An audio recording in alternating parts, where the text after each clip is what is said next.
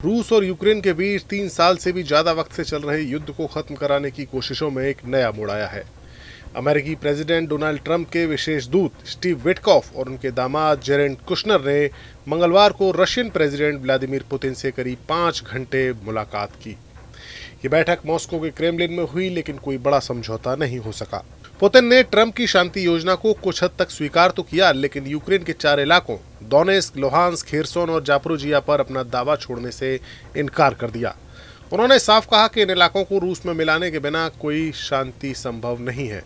बातचीत का सिलसिला अगस्त में अलास्का में ट्रंप और पुतिन की शिखर मीटिंग से शुरू हुआ था।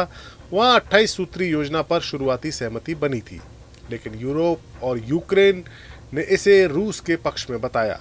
इसके अलावा जेनेवा और मियामी में अमेरिका और यूक्रेन के बीच में भी बैठकें हुई। इस योजना को 28 से छोटा करके 19 सूत्री योजना बनाया गया, जिसमें यूक्रेन की सेना की सीमाएं हटाई गईं और सुरक्षा गारंटी पर जोर दिया गया।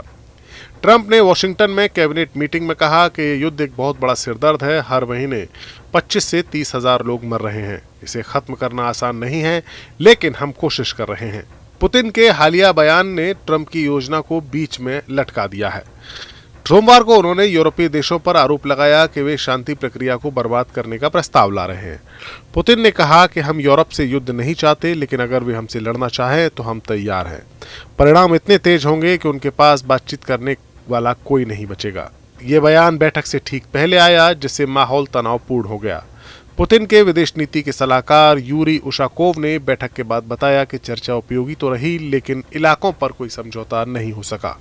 अमेरिका ने नए प्रस्ताव दिए, पर रूस के लिए वो पूरी तरह स्वीकार्य नहीं है। यूक्रेन के 4 इलाकों पर पुतिन की नजर हमेशा से रही है। 2022 में भी रूस ने अपना हिस्सा घोषित किया, लेकिन अभी तक पूरा कंट्रोल नहीं जमा पाया है। रूस यूक्रेन के 19% इलाके पर कब्जा जमाए हुए है, जिनमें इन 4 इलाकों के बहुत बड़े हिस्से शामिल हैं। पुतिन की शर्त साफ है, यूक्रेन को इन इलाकों से अपनी फौज हटानी होगी, तभी शांति वार्ता आगे बढ़ेगी। अगर ऐसा न हुआ तो रूस ताकत के बल पर इन्हें हासिल कर लेगा। उन्होंने कहा कि डोनबास जैसे इलाकों के बिना कोई सीज फायर नहीं, ये हमारे हैं और हम इन्हें रूस में मिलाएंगे।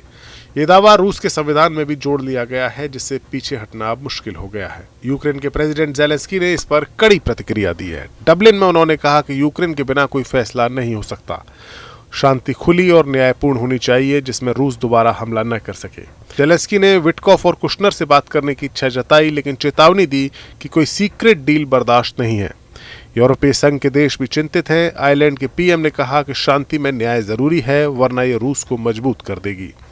जानकारों का मानना है कि पुतिन समय का इंतजार कर रहे हैं। रूस की सेना 2025 सबसे तेजी से आगे बढ़ी है, जबकि यूक्रेन को सहायता में देरी हो रही है।